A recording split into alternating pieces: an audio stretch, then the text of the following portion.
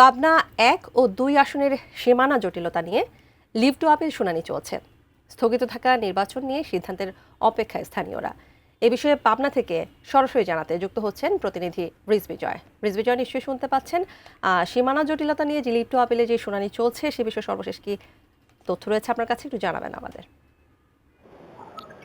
ধন্যবাদ তানিয়া। আসলে সারা দেশে যখন নির্বাচনী উৎসবের একেবারে প্রচারণার সময়কাল ঘনিয়ে আসছে, ঠিক সে সময় কিন্তু এই স্থগিতাদেশ নিয়ে পাবনা ১ এবং ২ আসনের ভোটারদের মধ্যে হতাশা কাজ করছিল এবং তারা বারবার দাবি জানিয়েছেন যে নির্বাচনের যে আদালতের সীমানা জটিলতার ক্ষেত্রে যে নির্দেশনা, সেটার প্রেক্ষিতে নির্বাচন কমিশন যে নির্বাচন স্থগিত করেছে সেটি পুনর্বিবেচনা করে একই সাথে আর কি সারা দেশের যে ১২ তারিখে নির্বাচন, সেই নির্বাচনে কিন্তু এখানেও যাতে ভোট গ্রহণ অনুষ্ঠিত হয় সেই দাবি তারা করেছিলেন।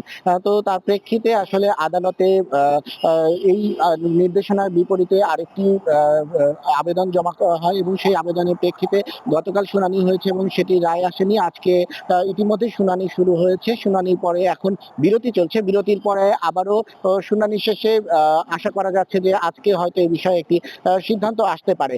আমি কথা বলেছি পাবনা ১ এবং ২ আসনে বিএনপি এবং জামাতের প্রার্থী সহ স্থানীয় যারা এই বিষয়ে সংশ্লিষ্ট রয়েছেন তাদের সঙ্গে। তারা যেমনটি জানিয়েছেন আসলে তাদের যে প্রত্যাশা, সেই প্রত্যাশাটার একটা প্রতিফলন এই রায়ের মধ্য দিয়ে ঘটবে এমনটি তারা মনে করছেন।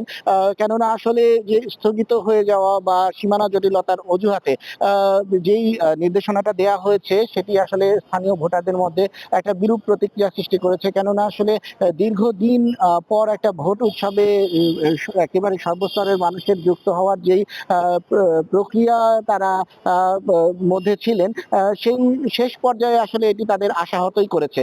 তো সব মিলে এখন পর্যন্ত যেই শুনানি, সেই শুনানির যে ফলাফল তার প্রেক্ষিতে নির্বাচনে তারা যে কোনো সীমানার আলোকে, সেটি পুরনো সীমানা হোক বা নতুন সীমানা হোক, যে কোনো ভাবেই তারা আসলে ভোটে অংশগ্রহণ করতে ইচ্ছুক। তো সেই প্রেক্ষিতে পাবনা ১ এবং ২ আসনের যারা মানুষ ভোটার রয়েছেন তারা আসলে এখনো অপেক্ষায় রয়েছেন এবং হয়তোবা আর ঘন্টা খানেকের মধ্যেই এই বিষয়ে একটি চূড়ান্ত সিদ্ধান্ত জানা যাবে। তবে তাদের যে প্রত্যাশা, সে প্রত্যাশার প্রতিফলন ঘটবে এমনটাই মনে করছেন স্থানীয়রা। তানিয়া, এই ছিল আমার কাছে পাবনা ১ এবং ২ আসনের নির্বাচনের যে স্থগিতাদেশের বিষয়ে আদালতের শুনানি চলছে সেই তার সর্বশেষ খবর।